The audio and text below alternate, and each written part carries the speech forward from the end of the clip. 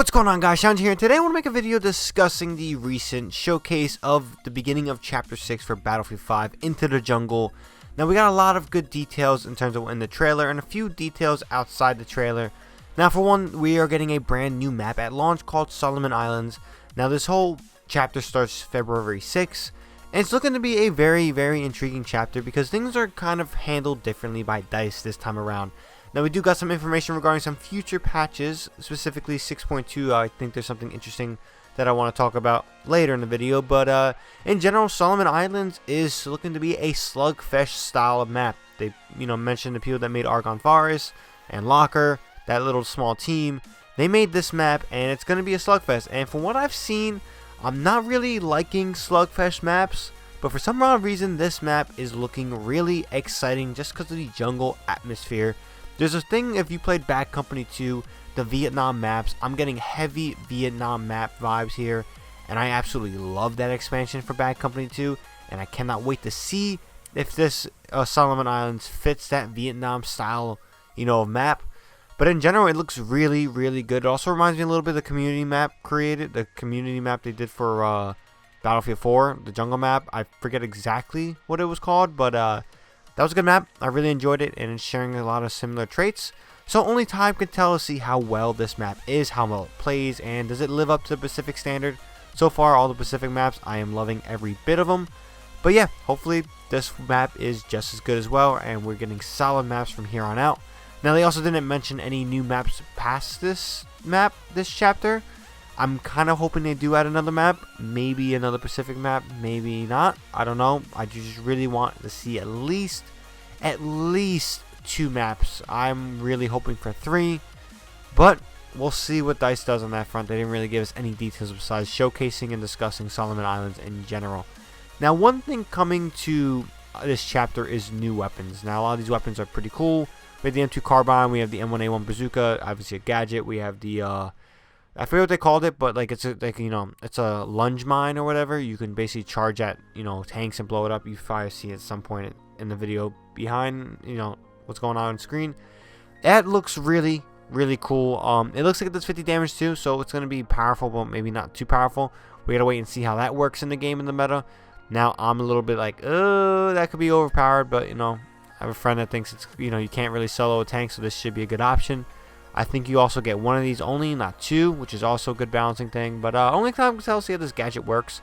But guns are going to be handled a little bit differently from what I read. Now, they're no longer Tides of War, weekend things. They aren't like, this week we got to unlock the grease gun or the Type 2A SMG. I don't know specifically how accurate this is. I was reading it and it seemed a little bit weird, but it does line up with the fact that I heard that you can use company coin to buy these weapons or get to these weapons. So if you guys don't know what company coin is, obviously it's the in-game currency that DICE implements or EA implements to get the skins and stuff like that. Now, seemingly they're changing it up so you can purchase tiers. This has always been a thing, but they're adding weapons to these tiers. Now, I'm guessing that they're the buy rate for these tiers were not really that well. No one really was doing it. No one really cared for it, which for obvious reasons. They were just cosmetic stuff. They didn't really was needed. So it seems like EA's kind of playing DICE's hand. Like, yo, make these weapons lock behind the chapter rewards. Now, there's a good and bad thing. Good thing is that they increase the amount of XP you get per chapter, or at least per tier. So basically, you earn more. It doesn't seem like they're going to be changing, how much it is from in general, but you're going to earn more, chapter XP overall, which is great news. The bad news is, though, when it comes to, day 1, somebody can have a really powerful weapon that's locked behind, tier 35, and, there's nothing you can do but grind and play the game. But again, it's a little bit more lenient to your hands, so you shouldn't be having too much of a hard time with it. Now, last but not least, we're going to talk about some of the changes in terms of tanks. Now, I discussed this detail of body armor for the tanks, and it's really a fascinating one. For one, it's really one we wanted in the game for a very, very long time, but it's finally coming to the game, and it's pretty good. Now, they said that it's going to be featured in 6.2 update, so this is going to be 6.0 update. which is chapter 6. There's a 6.1 update and then there's a 6.2 update. Now exactly what it is, you know, we don't know exactly like when this update will come out, but there's seemingly going to be a customization feature where you can work on the body of the tank, customizing how it looks, obviously how it performs, different things, a longer barrel, stuff like that.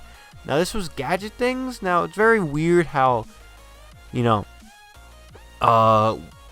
it's I don't really know, but it's weird how it's described. Not really too much details is given, but yeah. Now going back to the weapons, rank 10, I have the list right now in my hand. I can detail it. Rank 10, you get the Type 11 LMG support weapon. Rank 15, you get the Model 37 shotgun, also support. Rank 25, you get the M2 carbine assault weapon. It is a fully automatic M1A1 basically. Now new gadgets you get at rank 5 is the lunge mine. It's a gadget for assault and support. Rank 20, you get the M1A1 bazooka. It's also an assault. And basically rank 40, you get an elite soldier, Japanese. Now in general, they have a full list of discussing some of the things, and once you get to 40, there's seemingly nothing else. So that's good, and a little bit like, ugh. But we are getting, obviously, more weapons, hopefully, besides these 3. But in general, I mean, this chapter 6 is looking to be very intriguing. I'm liking what I'm seeing from launch. But again, going back to the tank body work stuff, you know, it's very vague stuff, but it sounds intriguing, and I'm really curious to see what DICE does with it. Something we've been asking to, you know, customize the tank in terms of body and functions and stuff like that. But in general, you know, only time can tell, see how good this chapter is. It does look a little bit unfortunate when it comes to the details of maps.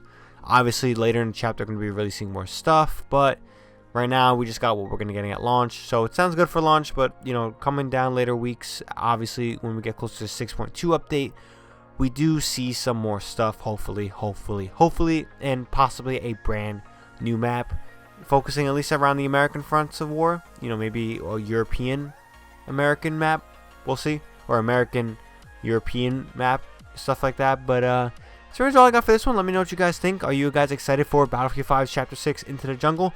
The new map looking good, bad, you know, what you don't really care. Some of the new weapons you are intrigued by, you know, are you a little upset by how they're going to be handling the weapon unlocks? Let me know down in the comment section below. Make sure you guys like this video if you enjoyed and found it informative. Until next time, guys, subscribe for more Battlefield 5 news, content, gameplays, maybe rants. We'll see. But yeah, that's all I got for this one. Hope you guys have a good one. ShadowNinja here, and I'm out.